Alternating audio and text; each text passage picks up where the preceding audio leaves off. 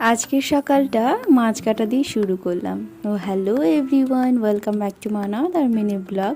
তো সকালবেলায় মা নিয়ে এসেছে মাছ, আর এগুলো ছিল বাটা মাছ। অনেক দিন ধরেই রুই কাতলা খাওয়া হচ্ছে, এগুলো কিন্তু খুব খেতে ইচ্ছে করছিল। আর এখানে আমি পুচু সোনার জামা কাপড় মানে যে কয়েকটা নোংরা হয়েছে সেগুলো আমি ধুয়ে দিচ্ছিলাম।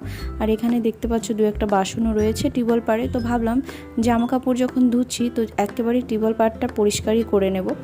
তো সকালবেলা কিন্তু ওঠার পরে অনেক কাজ থেকে যায়, যদিও বা আমি অনেক দেরি করেই উঠি, মানে 8টা বেজেই যায় আমার ঘুম থেকে উঠতে। তারপরে পুচু সোনাকে ফ্রেশ করে ওকে ঘুমিয়ে দিয়ে বেরোতে বেরোতে আরও টাইম লেগে যায়। তারপরে তো কিছু খেয়ে নিই আগে, চা বিস্কিট কিছু একটা, তারপরে কিন্তু আমি কাজে লেগে যাই। সত্যি একজন নতুন মার কিন্তু কাজ অনেক বেড়ে যায়। প্রথমে এতটা বোঝা যায় না, মনে হয় বেশি তো কাজ নেই, বাচ্চা তো শুধু ঘুমিয়েই থাকে, কী বা কাজ থাকে, কিন্তু না, টুকটুক করে কিন্তু অনেক কাজ থাকে।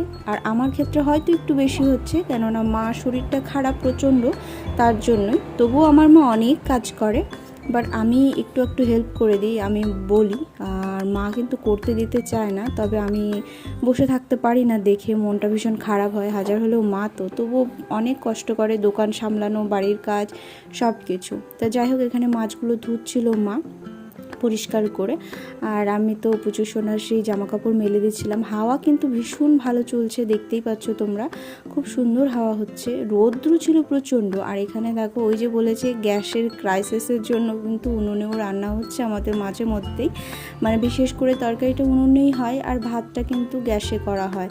তো এখানে না, ওই যে কালকে কলা কেটে নিয়ে এসেছিল, ওই গাছের কিন্তু থোরটা রয়ে গেছিলো, আমি দেখিয়েছি তোমাদের। তো থোর ভাজা খেতে কিন্তু বেশ ভালো লাগে, আমার মাও ভীষণ ভালোবাসে আর বাবাও ভালোবাসে। তো প্রথমত থোর কাটার আগে ভাবলাম একটা শশা খেয়ে নিই, প্রচণ্ড গরম যেহেতু পড়েছে।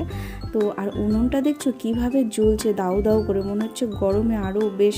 আর উনুনের পাশে মাকে একটু জোগাড় করে দিচ্ছি, কেননা উনুনে তাড়াতাড়ি রান্না হয়ে যায়, আগুনের আঁচটা অনেক বেশি থাকে। তো সেই জন্য জোগাড়পাতি হাতে হাতে না করে দিলে হয় না, তাড়াতাড়ি করে দিলে তাড়াতাড়ি রান্নাও হয়ে যাবে।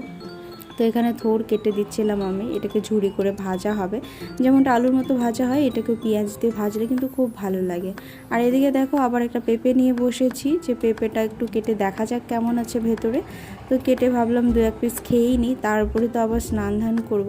আর স্নানের পরে কিন্তু আবার ফল খাওয়া যায় না, কারণ জানো স্নান করে উঠেই তো আর ফল খাওয়া যায় না খালি মুখে, তখন কিছু একটা মুখে শস্য বা দানা দিতে হয়।